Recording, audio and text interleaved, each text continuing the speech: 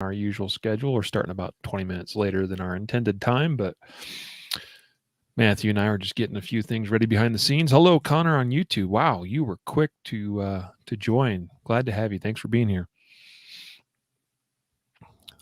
Yeah. Connor joined before I even got the YouTube notification that we were live. Wow. Well, that's pretty impressive. I haven't even gotten it. Now I just got it. Yeah, super impressive. I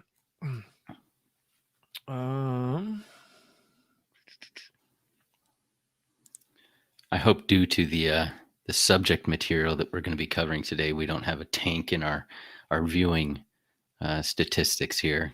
I don't know how exciting I'm going to be, but we'll see where this goes.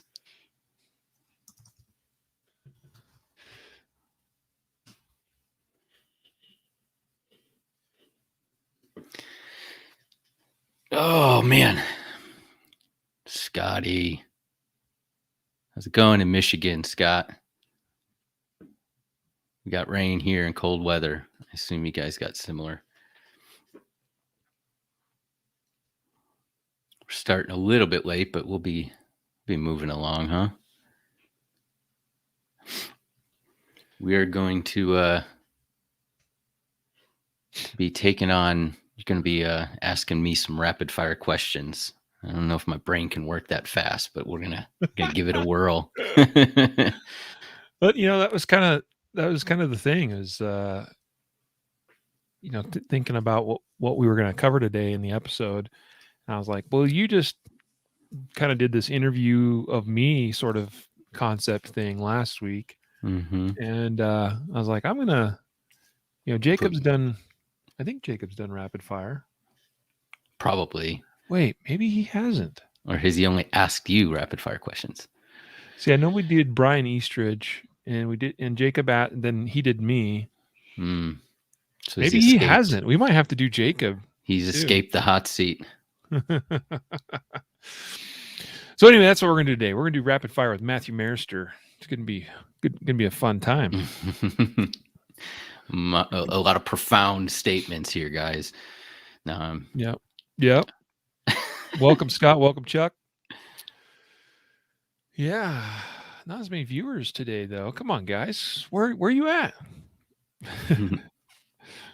Anyway, we'll get started here momentarily. I was actually just I just added a couple more questions.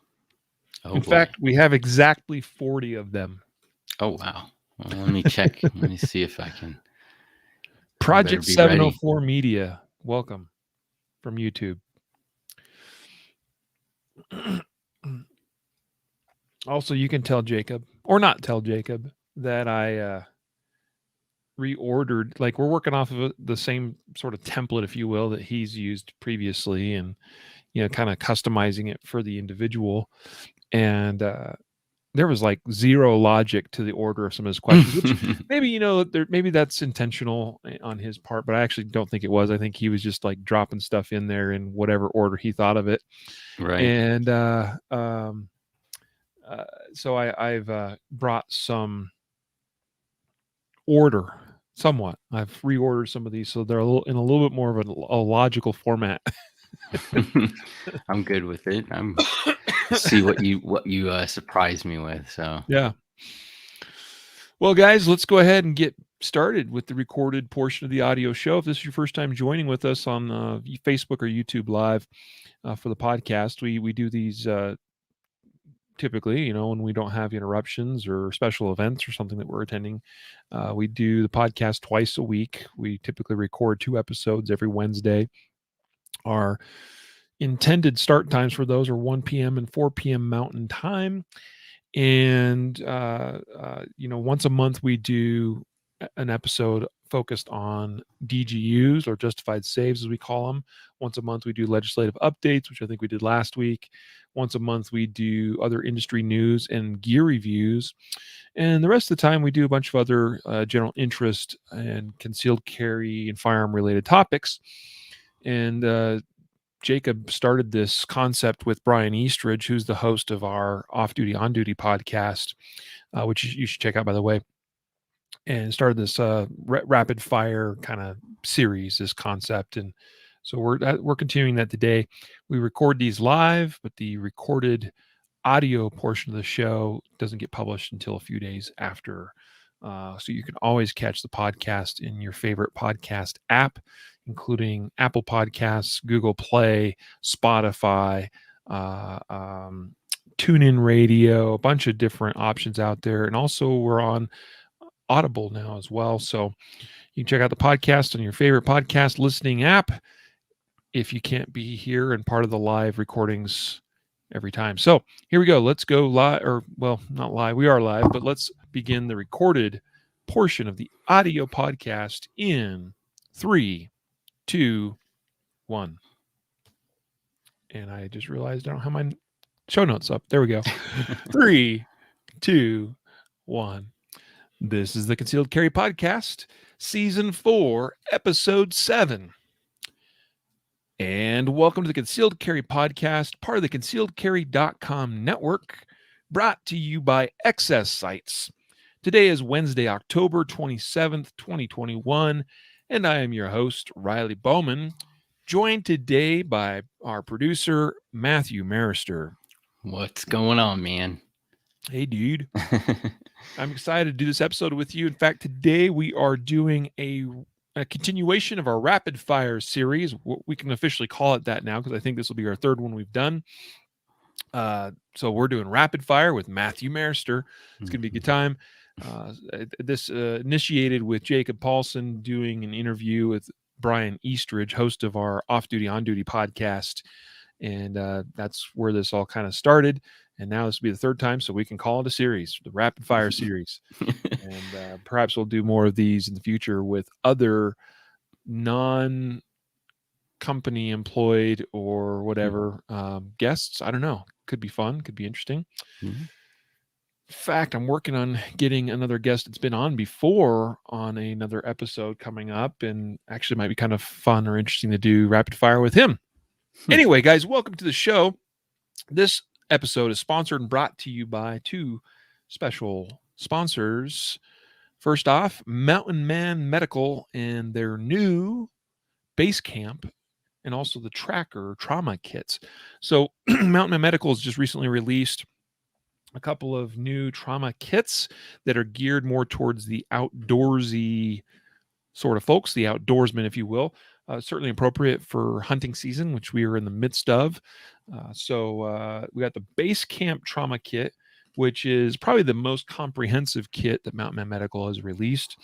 It comes with a ton of life-saving gear, including 2 North American Rescue CAT tourniquets that are readily accessible. They're actually mounted on the outside of this kit in soft MOLLE tourniquet pouches. There's a SWAT T tourniquet in the kit, an Oli's 4-inch pressure bandage from TAC Med Solutions, which is a really fantastic pressure dressing. 4 pairs of nitrile gloves, trauma shears, 2 compact chest seals from Hyphen, a mini permanent black marker, rescue blanket, MPA, elastic bandages, quick clot. In fact, 2 quick clot packages are in the base camp kit. Compressed gauze, a bunch of other stuff, a splint too, which this is a really key thing to have included in a kit like this that's geared towards outdoorsmen and women. So you definitely want to have something if you sustain some kind of injury. In fact, these are the Mountain Man branded moldable splints, which are very useful. You can if you got an ankle injury, a broken bone, leg, arm, whatever. There's a variety of ways you can use these Mountain Man Medical splints, burn tech dressing, a bunch of other great stuff, including first aid related items such as some antibiotic ointment and Tylenol, ibuprofen, that kind of stuff as well. A great comprehensive kit for the most serious outdoorsman or woman. Also, the tracker kit, which is kind of the opposite of that. It's a very compact kit. It's our most compact kit at Mountain Man Medical, which is great to throw in a pocket or have on your belt, but includes a SWAT T tourniquet, gloves, duct tape, a rescue blanket, quick clot, other gauze, and just a very simple, compact, but yet very useful and life-saving kit. Guys, check out the base camp and tracker trauma kits at mountainmanmedical.com/outdoors. That'll take you directly to the outdoors product category on the mountainmanmedical.com website. Also, today's episode sponsored by Range Tech Shot Timer, which you can find at rangetechtimer.com. Matthew, I'm going to put you on the spot. Tell me, what do you like about the Range Tech Shot Timer?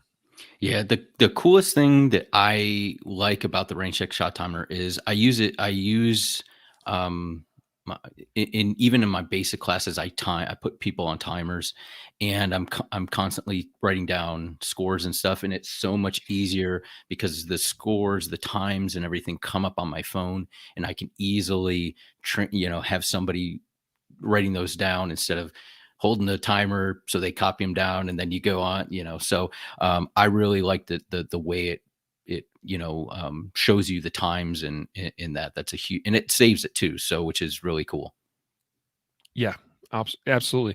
I think it's the only shot timer and shot timer app out there that will do that. So that is a powerful feature that I don't think enough people appreciate or even know about, but definitely is a big separator in terms of feature set from the Range Tech Shot Timer and all the other timers on the market. And don't forget, the Range Tech Shot Timer is also the biggest value. It's the lowest cost quality shot timer product out there by a good margin.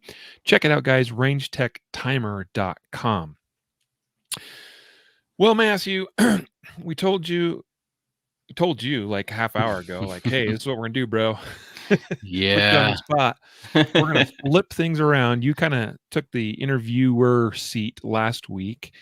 I was in the hot seat on Friday when we did that last episode 6.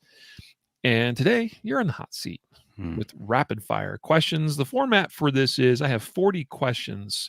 We're going to do our best to get through them all today.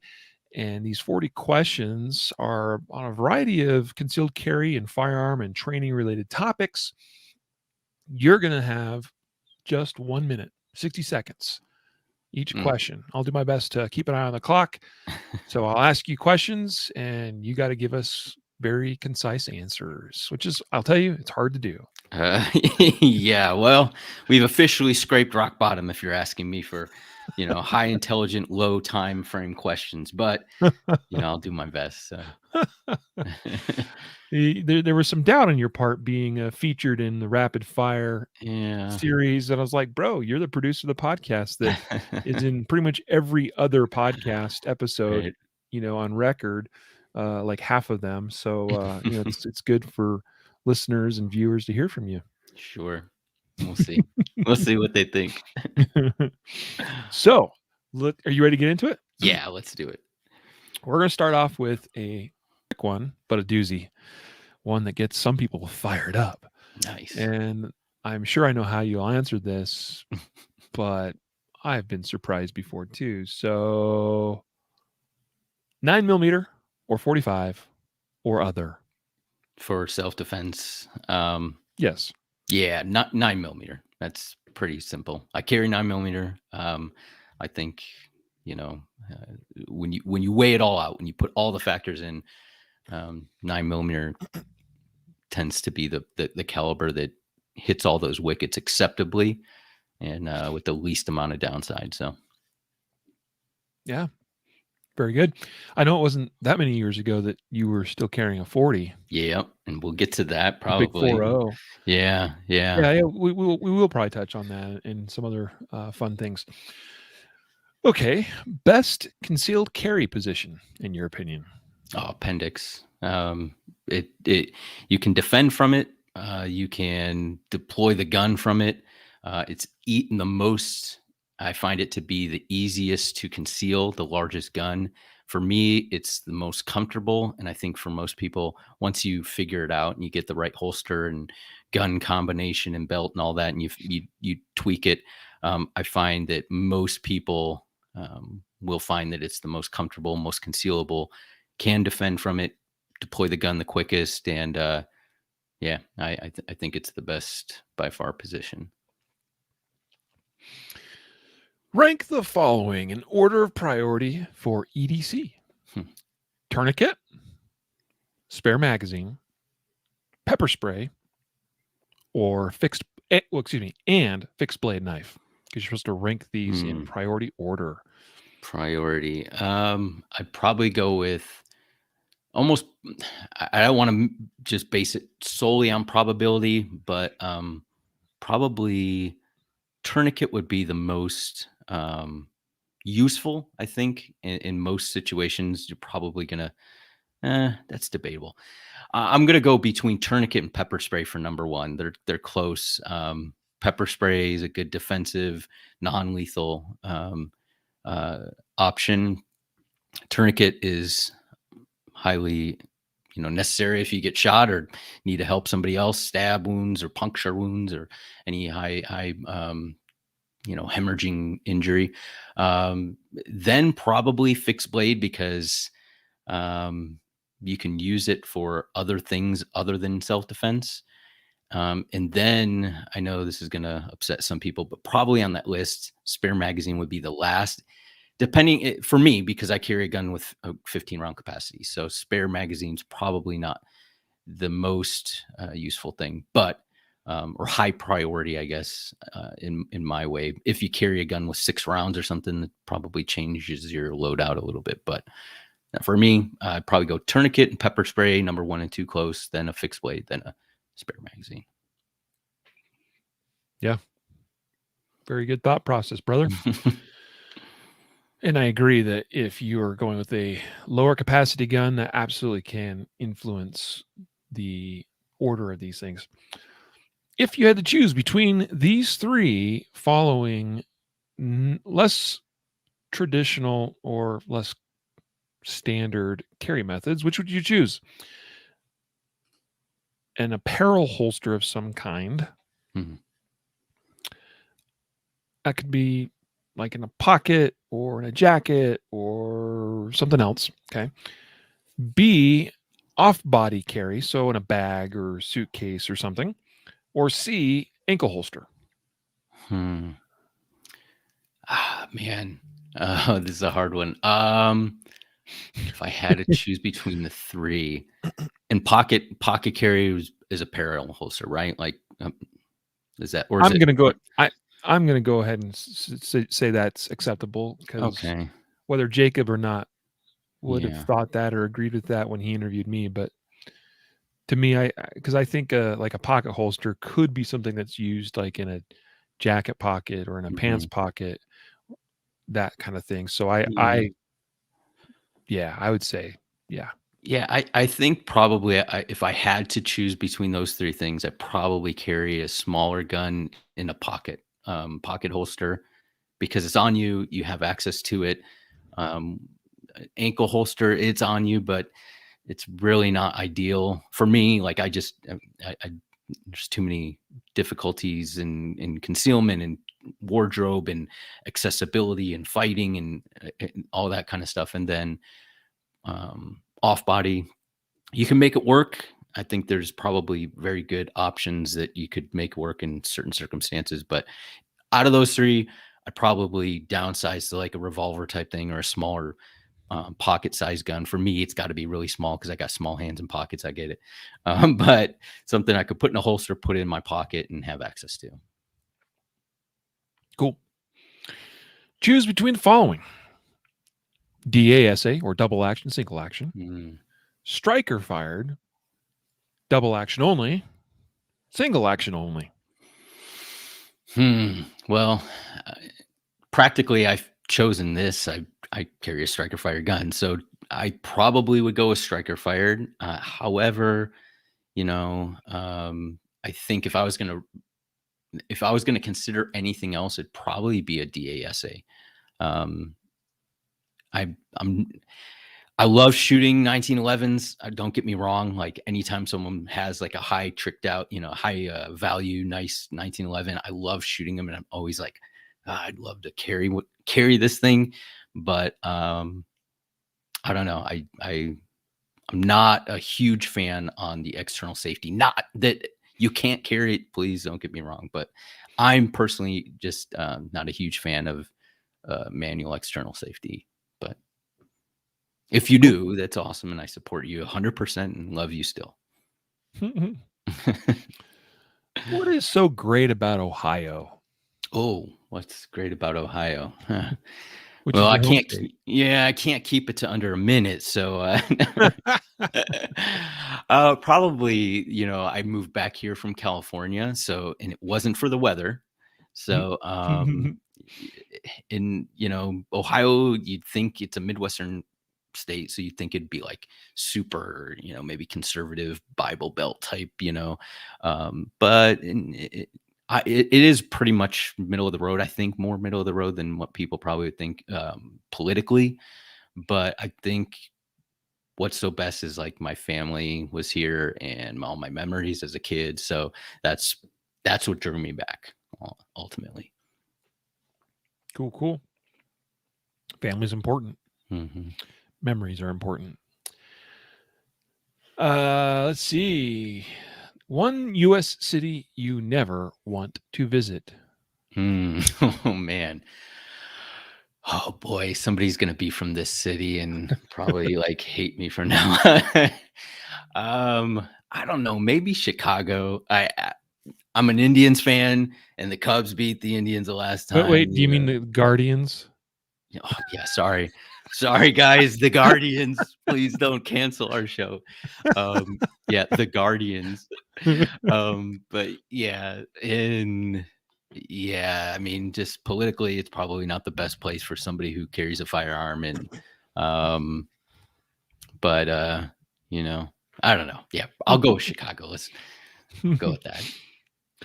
So I since we brought it up, you kind of brought it up, the Cleveland Guardians should be like our Guardian Nation members' favorite baseball team now, right? And I want to know if like the Guardians are going to be all like pro 2A and stuff. Yeah, I doubt it. I doubt it. Maybe they could be an official sponsor, the Guardians. Oh man. What is something you've changed your mind about relative to guns and or self-defense in the last 5 years? Man, there's a lot. I guess probably most like encompassing answer would be like just my, I guess the fundamentals of what really is important about shooting when it comes to fundamentals. Like,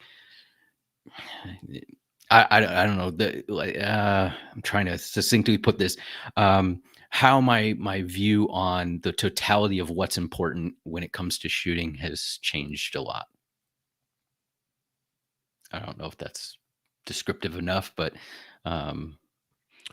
I understand where you're coming from with that. More specific would be more gooder, but much less. I guess like understanding how which fundamentals are more important and why we focus on all these other things and why it actually can be detrimental in the long run instead of really applying what is important to the important fundamentals and focusing on that and getting that down and being an expert in those and not worrying so much about the periphery and letting that kind of work itself out with, proper application of the core fundamentals. What is one trainer other than yourself that everyone should take a class from? Man, I can't, I guess like I'll say, I can't say this firsthand. Somebody I would love to take a class from would be John Lovell. I think the guy is extremely intelligent. He's well-mannered. I enjoy his personality and his approach to things, his personality. And so I even though I haven't taken a class from the guy, I think I could recommend a class to anybody and they'd probably not hate me for the recommendation. Random question from the Facebook comments. So this one's out of left field. Are you neighbors with Geraldo Rivera? No, but that guy does live in Cleveland, and I don't know where, but it's probably a nice neighborhood or house. No. Uh-huh. So I chuckled when I saw that one, which is why I had to ask it.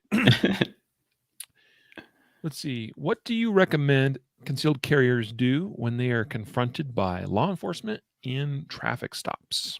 Hmm. Just knowing it from both sides, from being a police officer and stopping people with with firearms, and on the other end, I have been stopped. Since I've been a concealed carrier. But I guess the one thing that I would recommend is to remain calm and in control of your emotions, because you can't control anything else. Like if the officer's right or wrong, good or bad, whatever.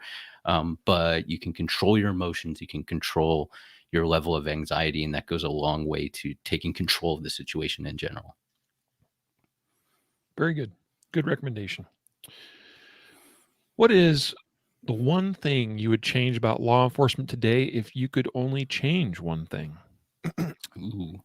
I think law enforcement being more accepting of outside um, influences on training. I think sometimes, and I don't know if this is a California type thing, but what I experienced was more so training was always done by other law enforcement people.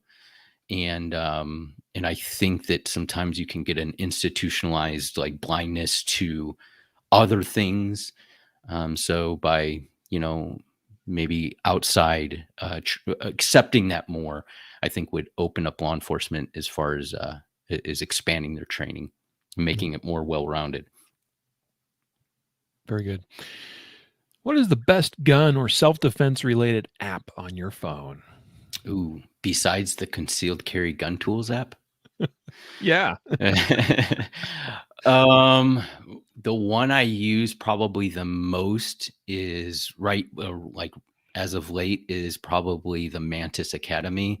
Mhm. Just because it's on my phone, I can set it up anywhere, and I have these little targets that I've strategically kind of left in different parts of the house, so I can pop them up on the wall and just go to town. So I guess that would be what I'm using right now. So yeah. Nice.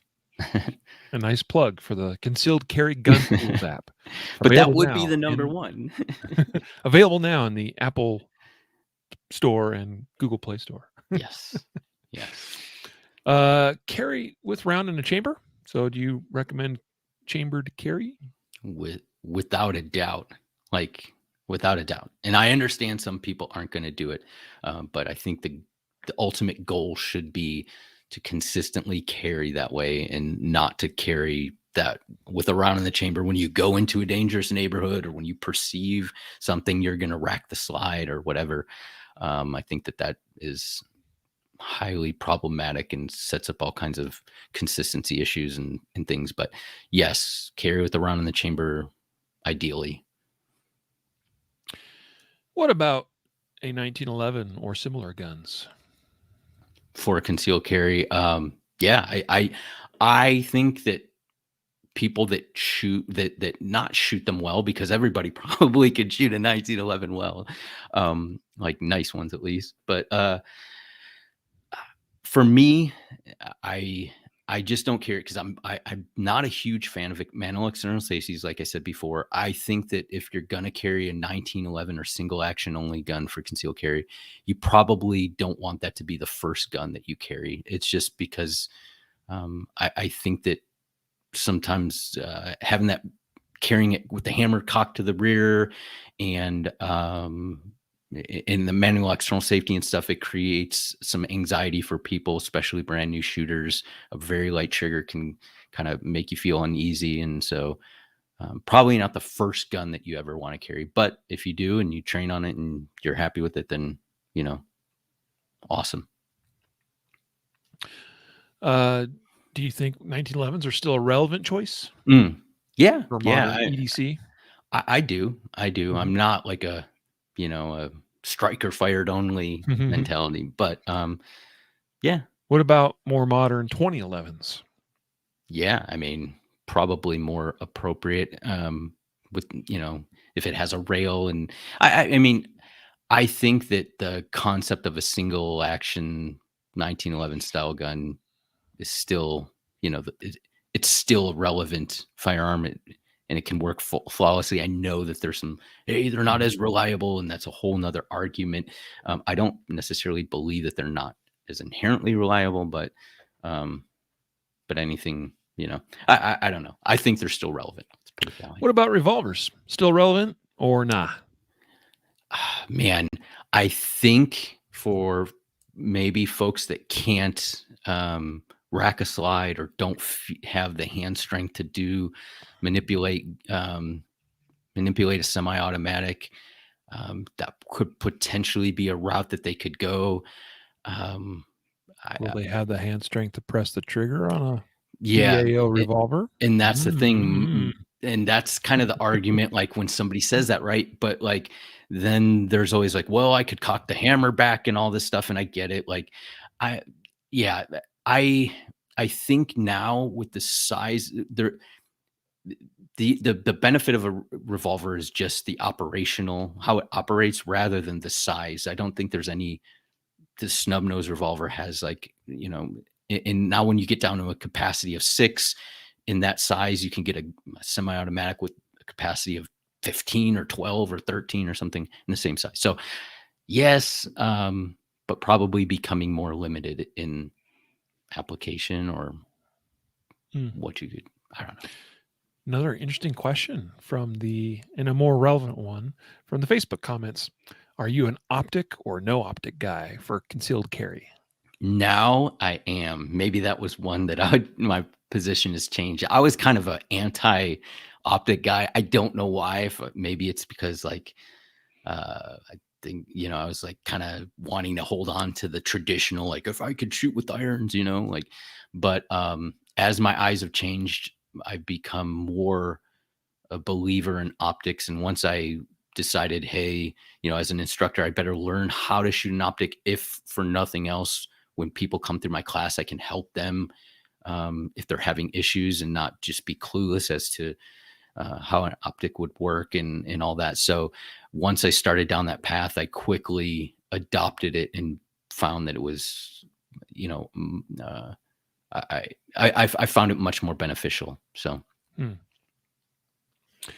what is a non-gun related podcast you subscribe to, if any?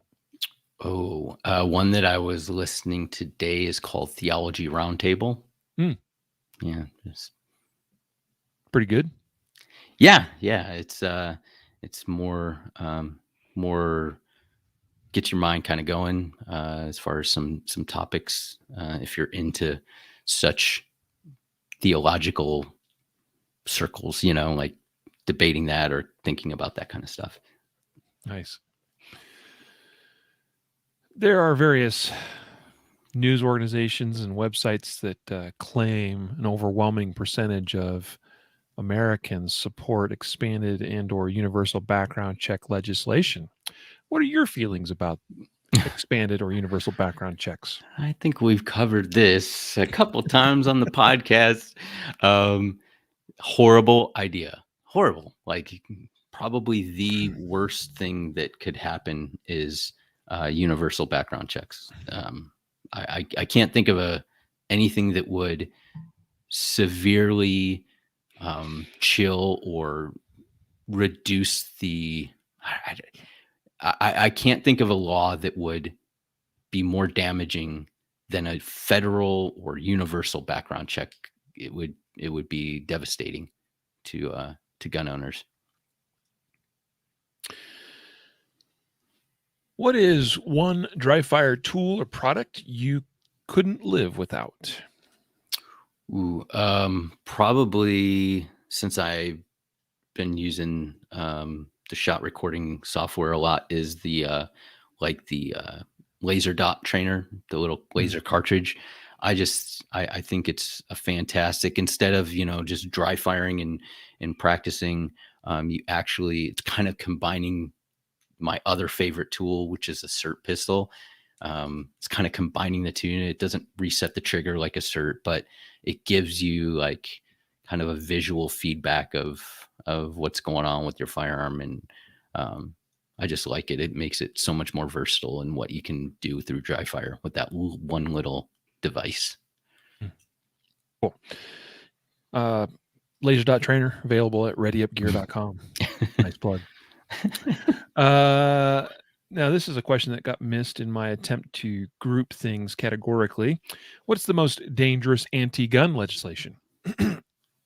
I'd have to go back to universal background checks. I mean, once that happens, any other gun legislation becomes able to be that much more enforced.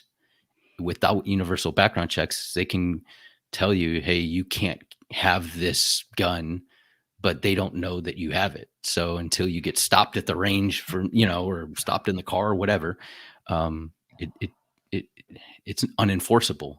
But once universal background checks become, or if they were to become a thing, then they just go through a list and say, hey, you have this XYZ, show must you sold it, you turned it in, you destroyed it, or, face whatever penalty. So I think universal background checks is probably the scariest one.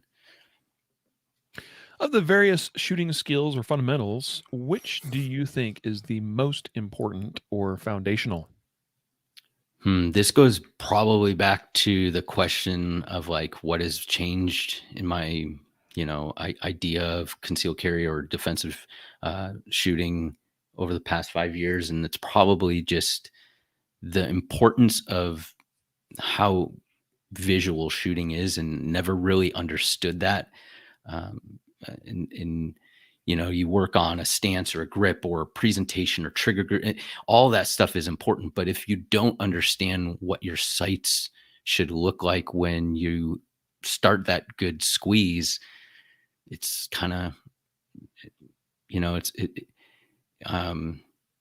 I don't know how you effectively hit what you're pointing the gun at, right? Like not necessarily just sights, but how to present the gun and how to aim the gun even without sights. That's part of like, I guess I would add into an important fundamental. So kind of just how to aim the gun, whether it's with sights, without sights, consistently and effectively, and what that looks like.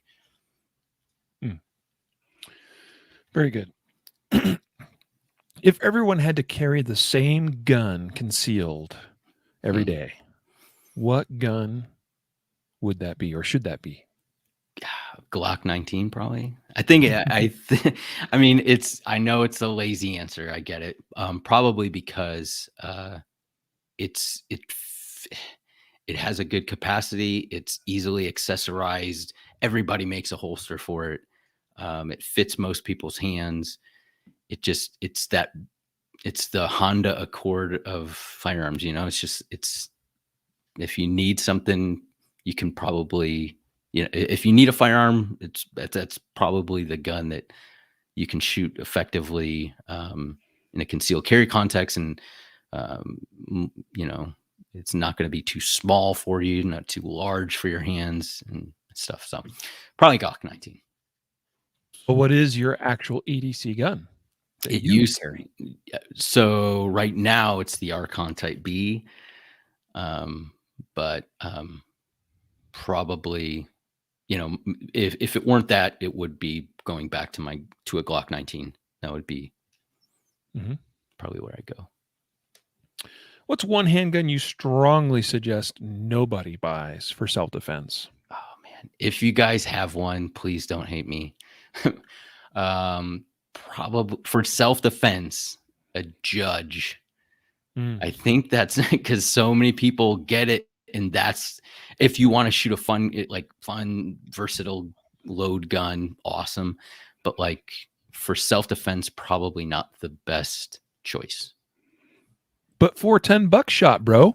Yeah, we covered a story, right? Like several months ago about a guy who used a Judge in self-defense, or not self-defense. He actually wasn't self-defense, but and that kind of came up in the news again. But many stories of people surviving for $10 shot.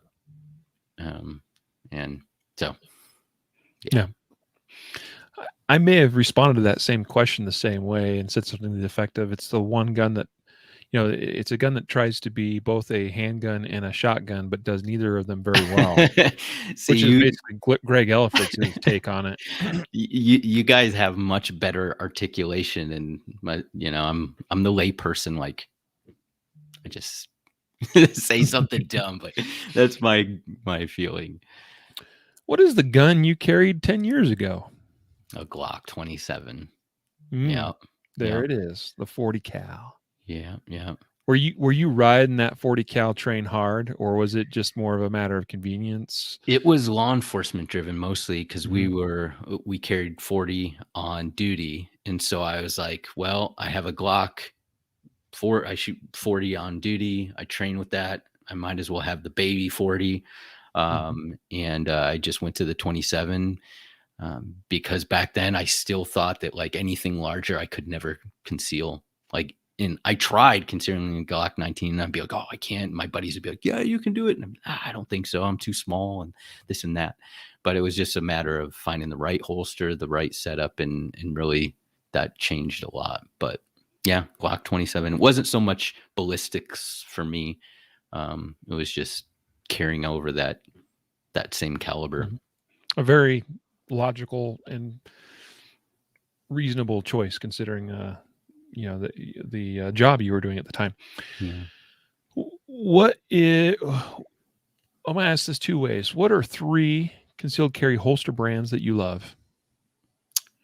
Filster, Tenacore, and well, I have a tier 1 concealed that I carry. So probably those three I think would. And what is the you mentioned the Archon Type B. What is the holster you actually use on a daily basis primarily?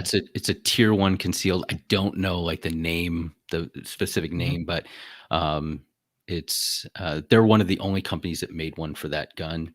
But they make really good holsters, and I was considering getting one of their holsters in the past. And this kind of just pushed me over the edge. But I have holsters from Filster and Tenacore that I use with my Glock 19 and love. So yeah, those would be. I think anybody who any three of those, I think you'd be satisfied with. Best concealed carry belt. Mm, I'm gonna go with the EDC Belt Co. Foundation belt just because it's really I've been using that not only on the range and in like regular everyday clothing, but even in, I mean, dressing up is relative. I understand, but like when I dress up to go to church and stuff, I can still manage to make that belt look at least like modern enough that I'm not wearing suit and tie. So for somebody wearing suit and tie, I find those core essential belts, they look really sharp and stuff. They have a nice buckle, but as far as the low profileness, the comfort of it, it's just non-assuming belt. It's very easily to pair with stuff. So the foundation belt. Excellent choice. Available at concealedcarry.com/foundation belt. These are not plugs. I'm not. It's just we do use the products we promote. So that's one thing. I wouldn't promote Mhm. a product, and we probably wouldn't feel comfortable promoting it if we didn't use it. So Yeah, amen to that. Your choice of ear protection. Well, yeah. Right Big now, range. I for the longest, my go-to was the Howard Light, the Sport Impact or Impact Sport, and the Roger 22s are like almost like essentially the same thing. Whatever ear probe, it has to be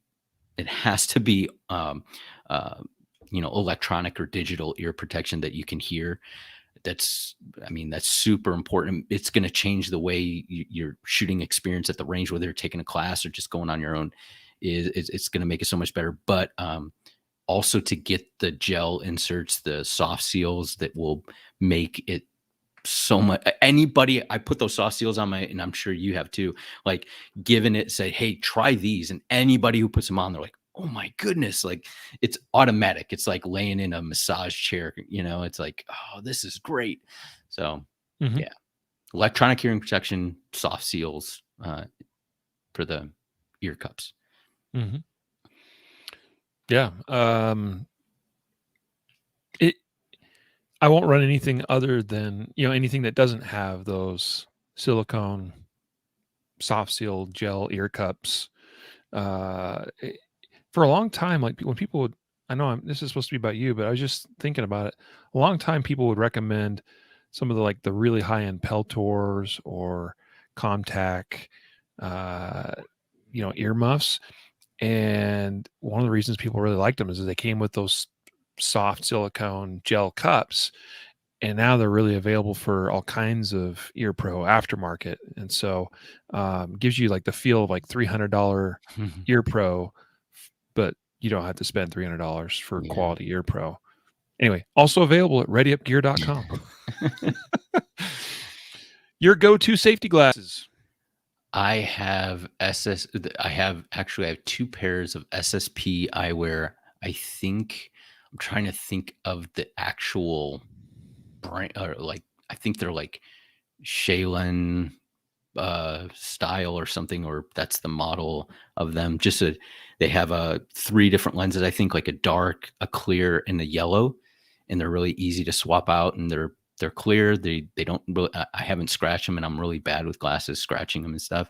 They seem to be holding up really well without scratching.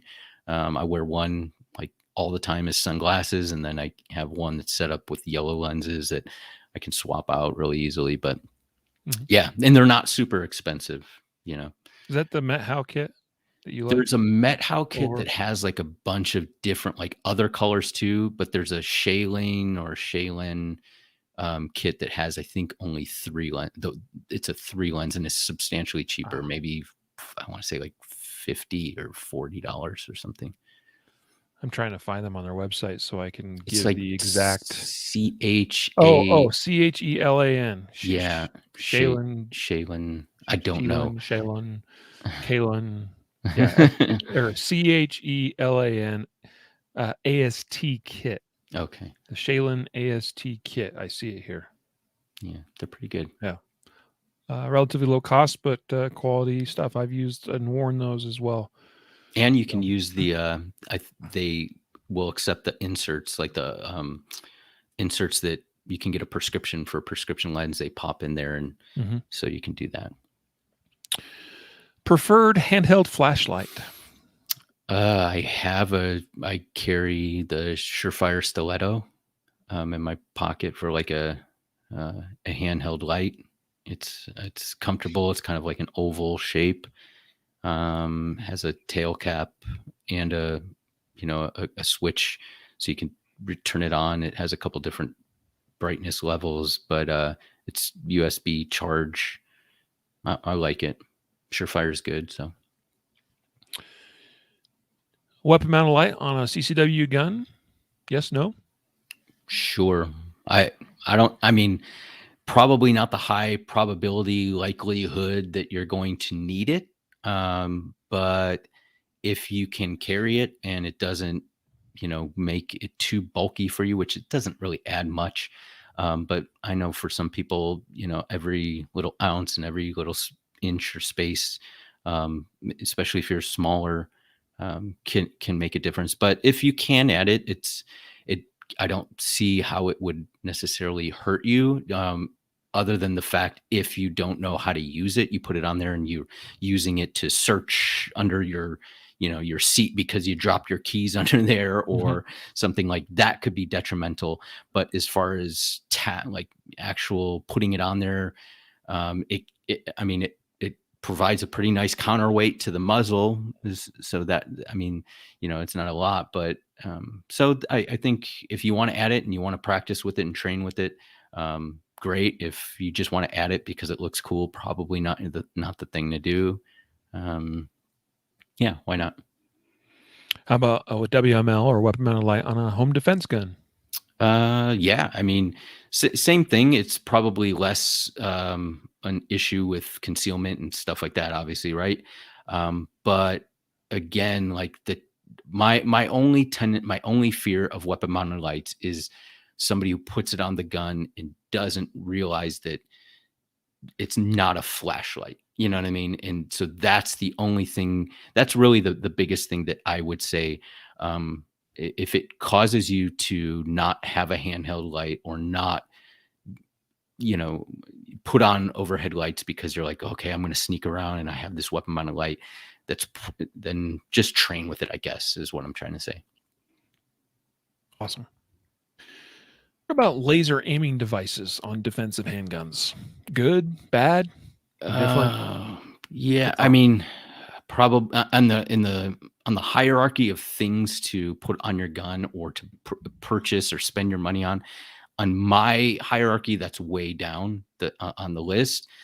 It probably they can be effective in like maybe uh, situations where you're maybe not able to use sights, but you're like in a compromised position where you kind of want to have some understanding of where the muzzle's pointed. You can overcome those things through training and stuff. It's kind of the same thing with the light, but to a more degree. Like if you're getting the laser so you don't, because you think, well, I might not have to aim, and at least if I put this laser on there, it's that's the wrong reason to have it. And I just don't think that there's a lot of application for them for most people, in my estimation.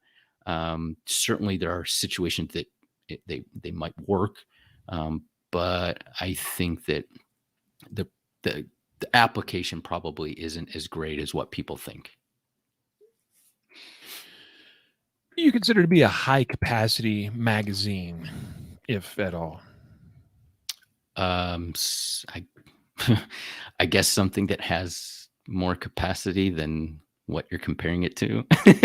I don't know, like if I had a 15 round magazine and somebody had like a mag that holds 18, that's high capacity compared to mine. Well, As how far about as this? How about this? What do you consider to be the minimum number of rounds your defensive gun should hold? I would say 8. I think 8 is um, a safe. I think anything under 8, um, you're probably, if you run through some drills, if you actually contextualize your training, and you're going to see how fast 5-6 rounds go through. And if you're, you might say, hey, it only takes 3 or 4 rounds to stop an attacker, and on my gun carries 6, so I'm good. I mean, that's one attacker that's not missing, that's it doesn't relieve you much margin for error. So I'd say 8 is probably the minimum.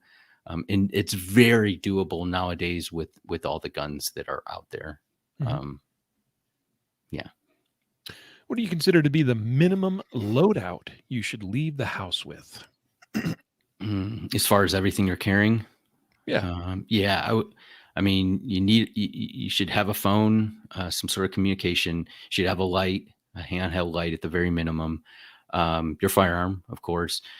Um, Whether or not you carry medical, you should seriously consider it. And if you decide not to carry it, it shouldn't be because it should be a reason like, hey, I don't have enough space and I've chose to carry this instead of that. But medical gear should be up there.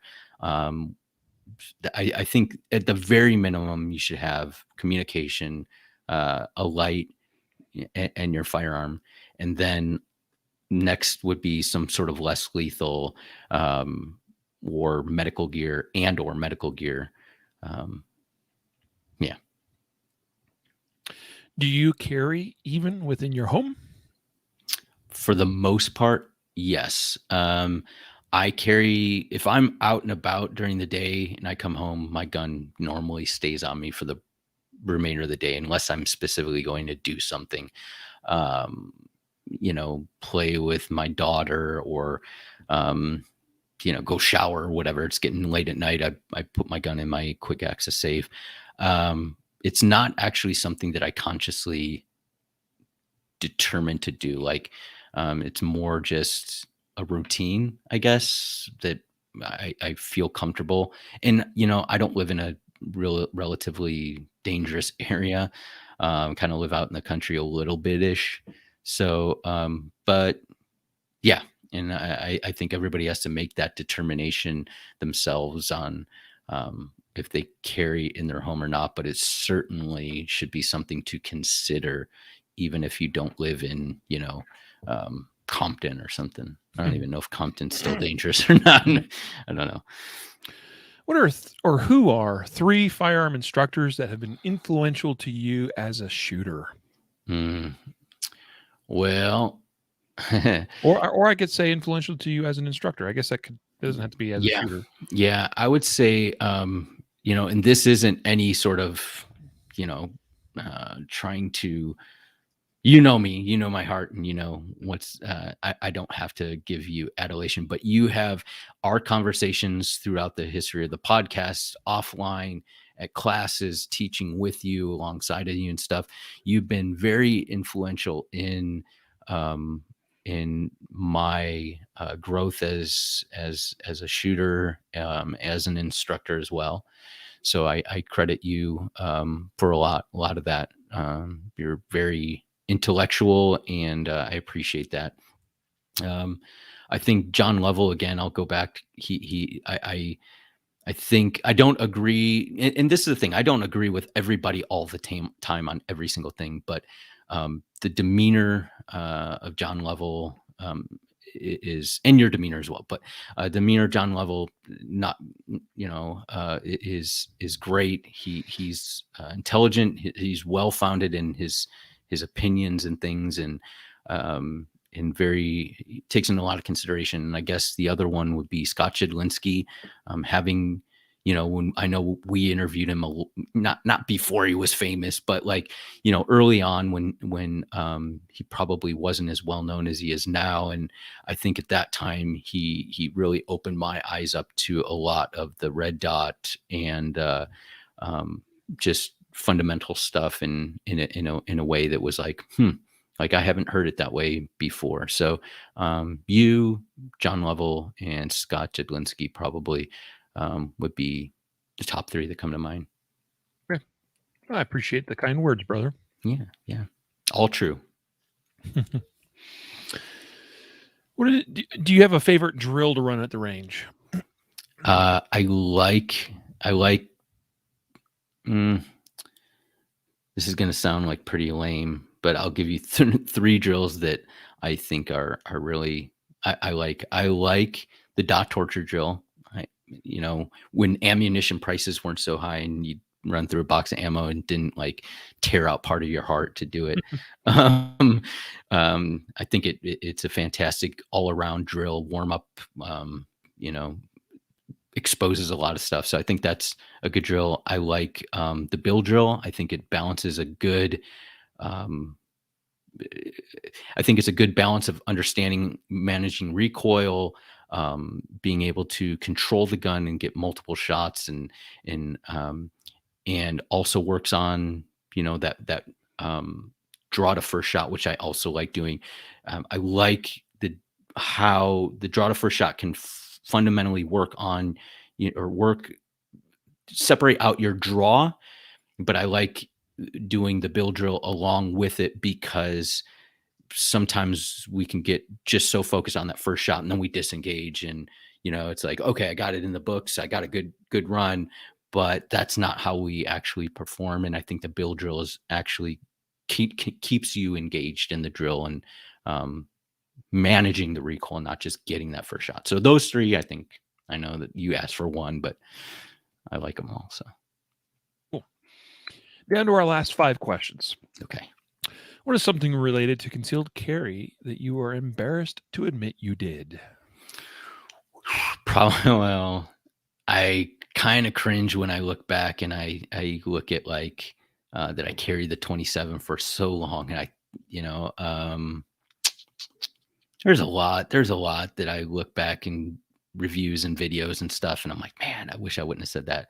But probably just the mindset of that I couldn't carry a larger gun, and that's probably that's one thing that, yeah.